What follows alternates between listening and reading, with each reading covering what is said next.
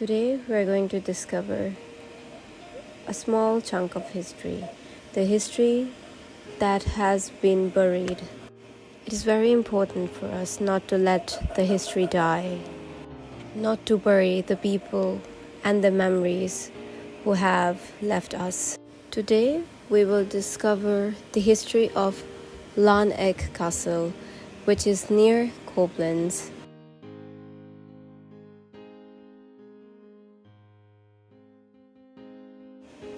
Like the majority of castles along the Middle Rhine, Lahneck was built at the beginning of the 13th century.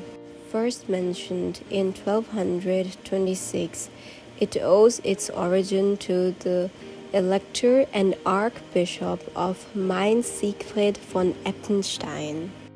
Lahneck was the northernmost fortress of the Electorate of Mainz, and the river Lahn being the border between this electorate and that of Trier.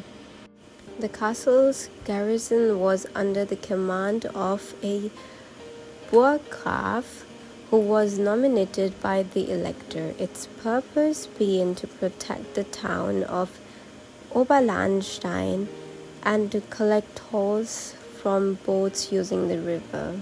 Whereas Niederlahnstein and Schossenfields, the castle on the opposite bank of the Rhine, belonged to the electorate of Trier, Reims, only a few miles up the river, formed part of the electorate of Cologne, while the neighboring town Braubach and the Marksburg, the castle above the town, belonged to the counts of Katzenelbogen and later to the allocators of the Pfalz.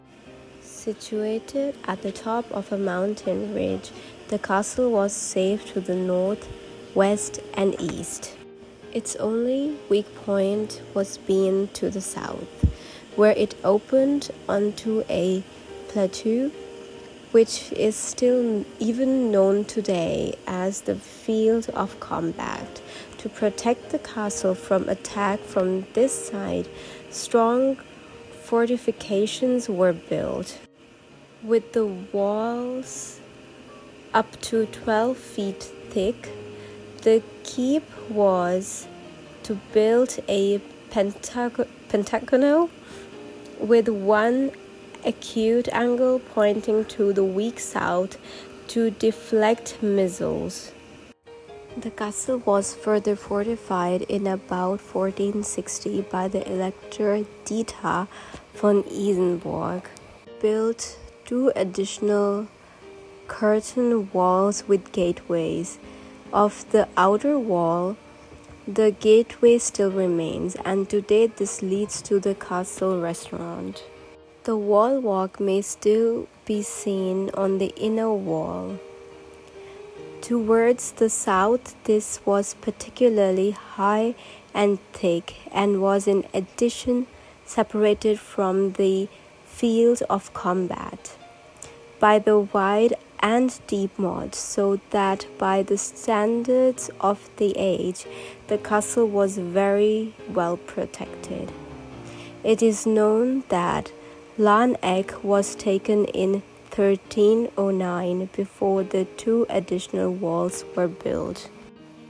The Burggraf Ritter Schleswig von Lahnstein had been involved in the assassination of the German king Albrecht by his nephew. This is the kitchen of the castle. This figure was used to protect the family from the evil eye. The kitchens were usually on the ground floor, and at that time they also used to make cloth in the kitchen as well. And in the kitchen they used to have a well, and they used to take the fresh water from the well.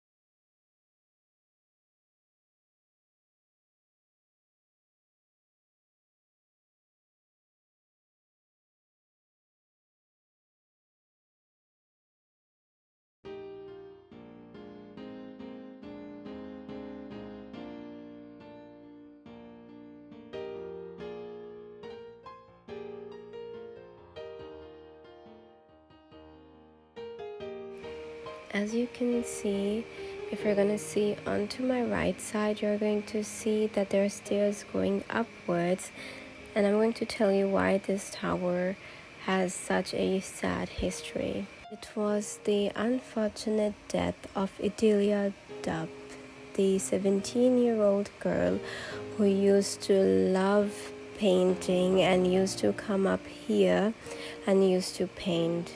One day she came up here for painting when suddenly the wooden stairs collapsed behind her and nobody could hear her crying and yelling, and she died out of hunger, starvation, and thirst. Her last sentence in her diary was, "All I know is that there is no hope for me. My death is certain. Father in heaven, have mercy on my soul." Poor girl was found years later in 1860. Her diary was hidden in the walls. And this tool over here was a punishment. If you used to steal something at that time, you were handcuffed like this, and you must walk in an entire town, and people used to either hate you and curse you.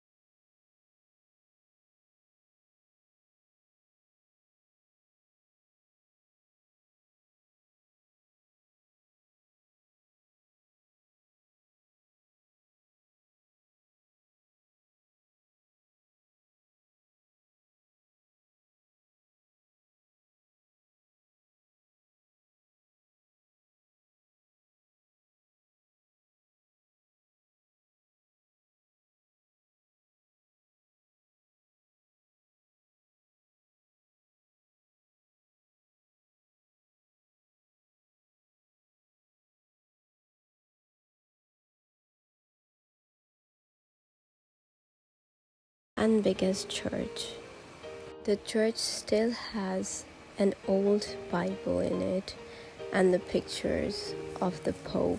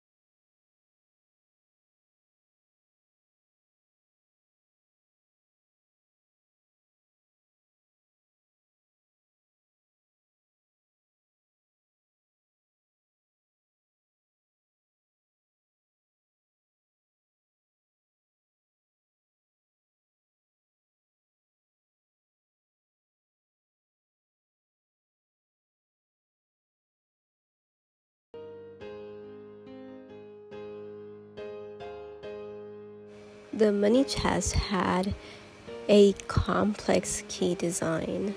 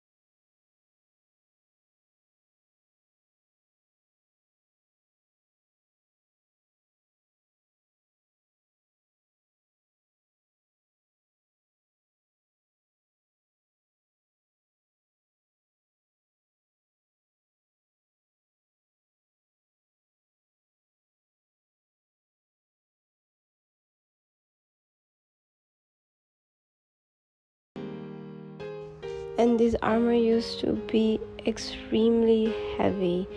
Even like only the helmet used to be like around 20 kilograms.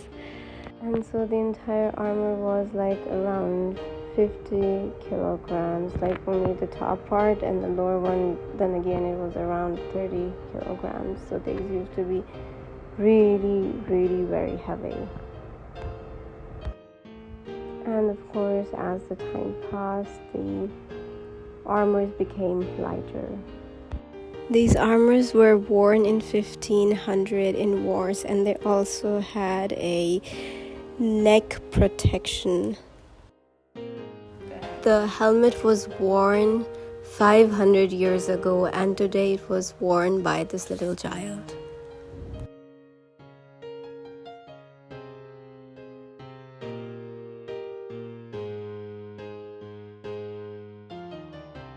Here's like a little demonstration of how they used to wear the armor.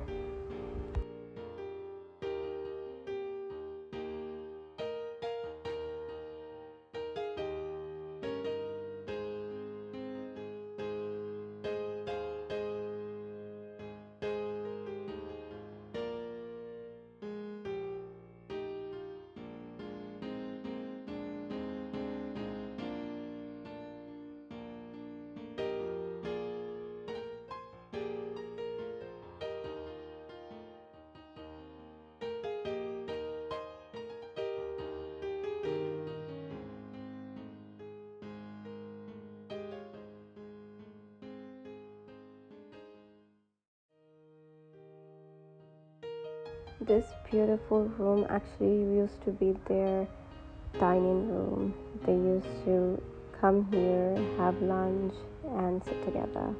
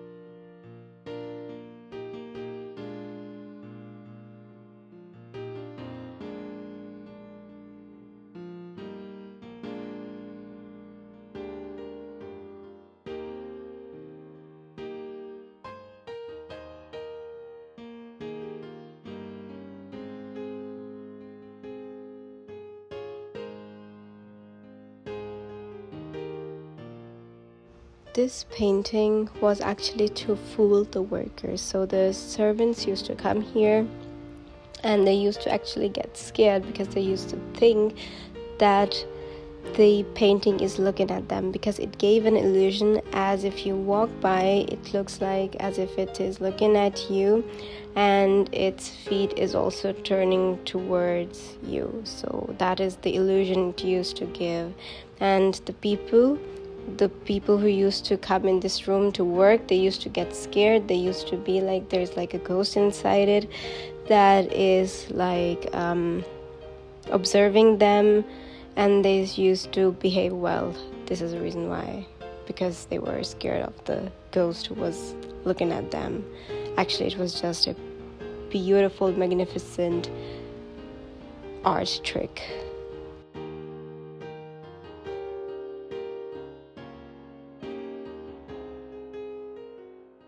And the doorknobs, they used to have like this beautiful, they did not have any knobs but keys. So to find the lock, there was like this pattern on it, so if it's dark and they're drunk, they know where to find the lock and open the door.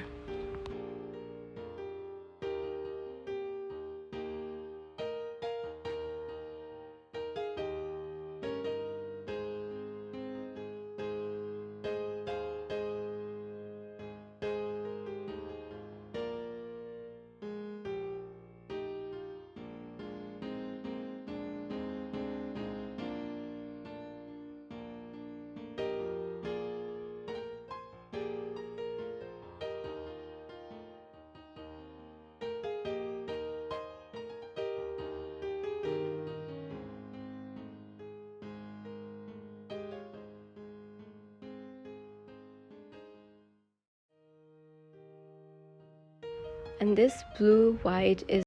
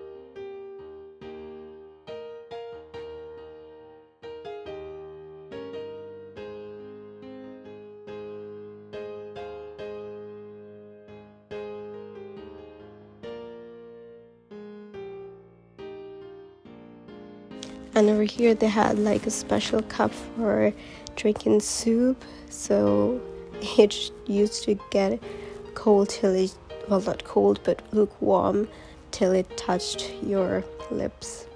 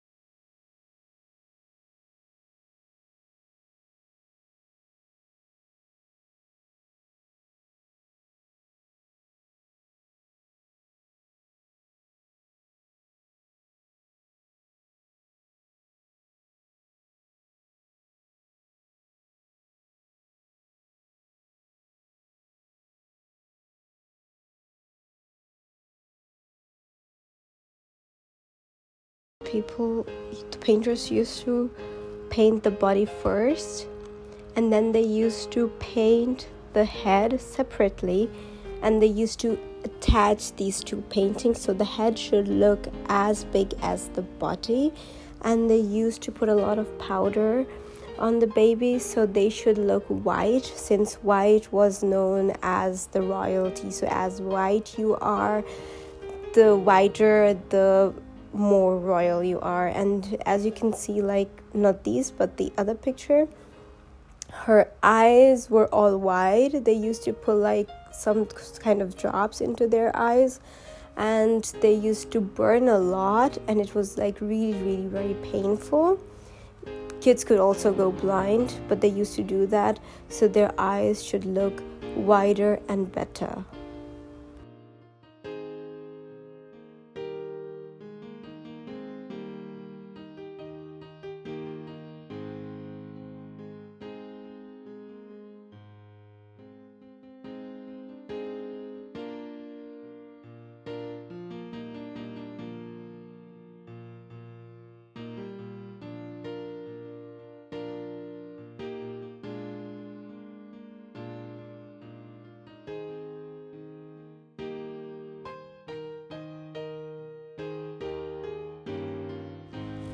This was the house of these two little girls who used to play with it all the time. As you can see, those teeny tiny details in it. These two daughters were from the family Mischke, and the castle still belongs to the family Mischke.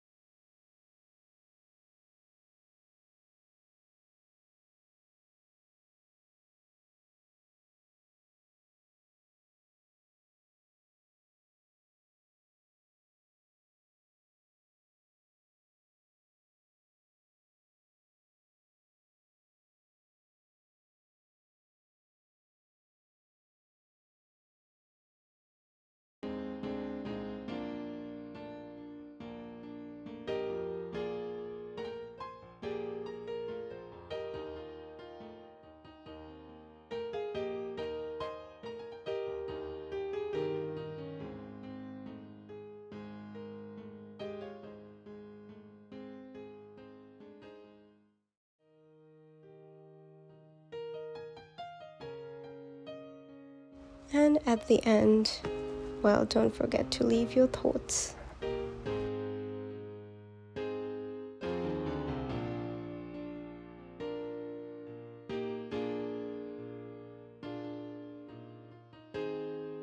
Well, that was it. That was all for Lahneck Burg. If you would like to visit some other Burg or Schloss, do let me know. Well, till then, stay blessed and have a happy, healthy life.